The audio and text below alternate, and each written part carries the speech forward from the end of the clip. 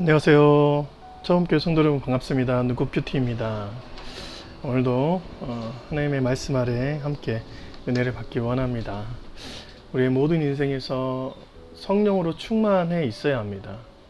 특별히 육신의 힘이 가장 낮을 때가 죽음의 순간이잖아요. 육체가 완전히 소멸됐을 때. 네. 그런데도 그때에도 영은 죽거나 소멸되지 않습니다. 그래서 우리가 죽음을 맛볼 때 주의 평안함을 얻을 수 있고, 또한 주의 성령의 지혜의 말을 하는 사람들이 있습니다. 왜냐하면 하나님의 형상 중에 가장 영원성을 갖는 것이 주의 영이고 우리의 영 가운데 성령의 기름 부으심이기 때문입니다. 그래서 우리가 죽을 때에도 실은 성령의 충만함을 입어야 하는 것이죠. 꼭 그런 삶을 살아내시길 주님의 이름으로 축원드립니다. 오늘 사도행전 7장 54절부터 60절까지 말씀 보겠습니다. 스데반이 하는 모든 설교가 끝나고 이들의 반응이 기록되어 있어요. 54절. 그들이 이 말을 듣고 마음에 찔림은 성령의 임재이죠. 예. 성령의 임재의 결과입니다. 죄악이 드러나고 그 죄악 가운데 하나님께서 그의 마음에 찔림을 허락하셨다. 근데 그들이 그를 향하여 이를 간다. 이것은 사단의 공격입니다. 성령이 임재하는 그 가운데 하나님께서 우리에게 회개의 마음을 주십니다. 회개.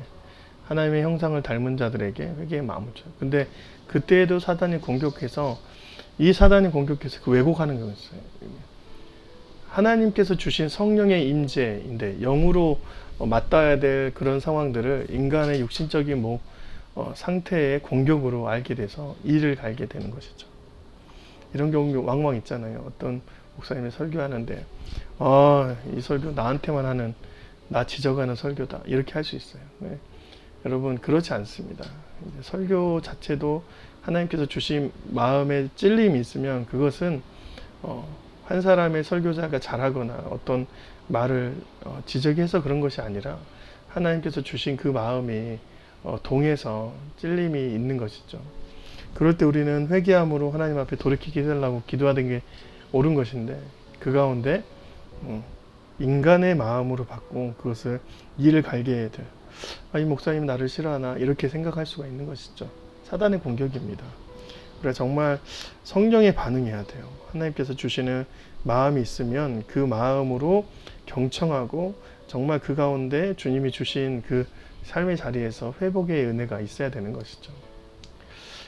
그때 스데반에게 하늘의 현상의 체험을 주십니다. 스데반이 성령이 충만하여 하늘을 우러러 주목하여 하늘의 영광과 및 예수께서 하나님의 우편에 서신 것을 보고 말하되 보라, 하늘이 열리고 인자가 하나님 우편에 서신 것을 보노라 한대.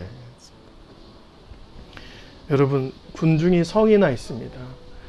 스데반의 설교 때문에 군중이 성이 나 있는 상태이고, 그 가운데 스데반은 어떻게 됐냐면 하늘의 현상을 자기의 눈으로 목격하고 있는 것이죠. 네. 하늘의 시선을 보게 된 것입니다. 우리의 죽음의 순간에서도 하늘의 상황을 하나님께서 보게 하신 것이죠. 성령이 충만하기 때문에 그 현상들을 보게 된 것입니다. 57절 58절. 그들이 큰 소리를 지르며 귀를 막고 일제히 그에게 달려들어 성 밖으로 내치고 돌로 칠세. 증인들이 옷을 벗어 사울이라는 청년의 발 앞에 두니라. 완전히 죽음 직전까지 간 것이죠. 그래서 돌로 치고 거의 죽음 앞에 있는 상태에서 사울이라는 유대계 지도자 청년 앞에 두고 심판의 자리에 있는 것입니다.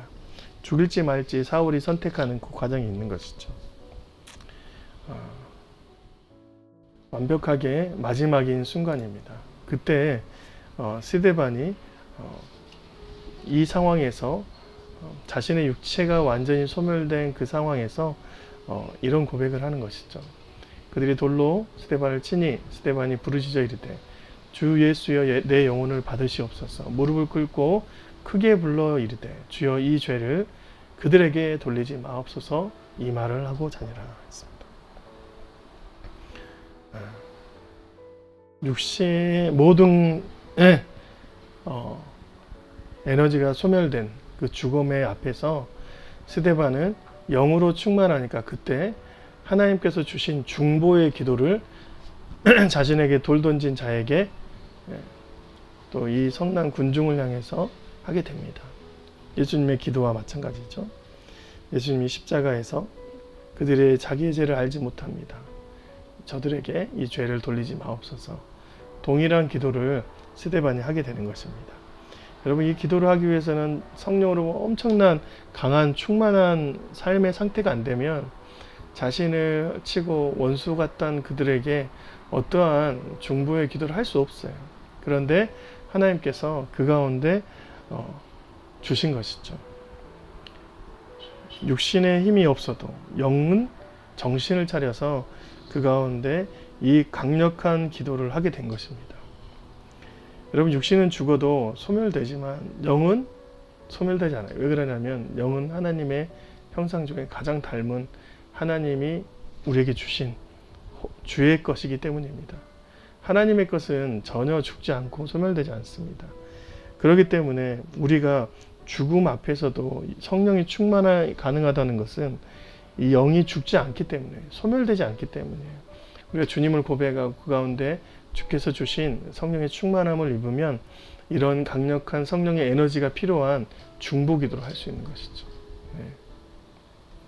여러분, 오늘도 이런 귀한 고백들을 여러분의 입에서 여러분의 육신을 넘은 귀의 영적인 에너지에서 나오시길 주님의 이름으로 축원드립니다. 네. 죽음 순간에서도 우리는 성령의 충만함을 입어야 됩니다. 그런 삶을 살아내시길 주님의 이름으로 축원드립니다. 고맙습니다. 안녕히 계세요.